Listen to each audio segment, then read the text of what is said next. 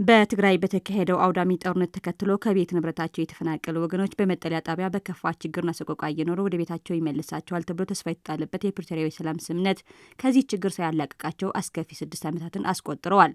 ይህን በተመለከተም የትግራይ ጊዜያዊ አስተዳደር ፕሬዚዳንት ጀነራል ታደሰ ወረደ ተፈናቃዮች ዋስትናቸው በተጠበቀ መልኩ መመለስና የትግራይ ግዛታዊ አንድነት ማረጋገጥ ብሔራዊ ግዴታችን ነው፣ የተፈናቃይ ወገኖቻችን እልቂት ከዚህ በላይ ሊቀጥል አይገባም ብለዋል። አብዛን ትግራይ ካብ ዘለዋ ዋና ችግራት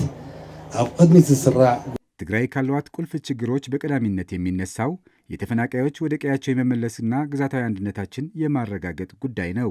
ይህ ሳይፈታ 6ኛ ዓመት እያስቆጠረ ያለው መሰረታዊ ችግር ተሸክሞ መቀጠል ትግራይን ካለችበት አረንቋ እንዳትወጣ ማነቆ ከሆነባት ቀዳሚ ስለሆነ ለትግራይ ሕልውና ሲባል ለግድ መፈታት ያለበት ጉዳይ ነው።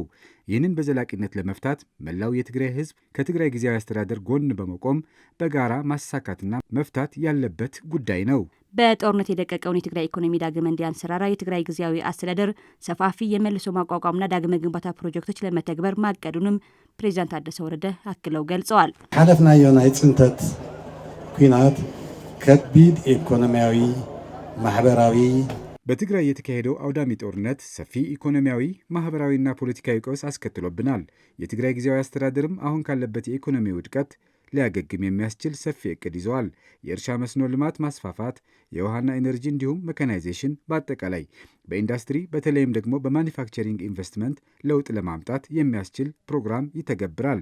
የዚሁ ድምር ውጤት በወጣቶቻችን እይታ ያለው የስራ አጥነት ችግር ለመፍታት የሚኖረው ሚና የማይናቅ ነው። በተለያዩ የአገልግሎት ዘርፎችም እንዲሁም በተመሳሳይ የመልሶ ማቋቋምና የዳግመ ግንባታ ፕሮጀክቶች ተይዘዋል። የትግራይ ጊዜያዊ አስተዳደር ፕሬዚዳንት ጀነራል ታደሰ ወረደ ይህንን ያሉት በአሕፈሮም ወረዳ የትግራይ ሕዝብ የጀግንነት የመስዋዕትነትና የድል ታሪክ የሚዘክር የጀግኖች ሰማዕታት ሐውልት ለመገንባት የሚያስችል የመሰረተ ድንጋይ ባኖሩበት ወቅት ነው።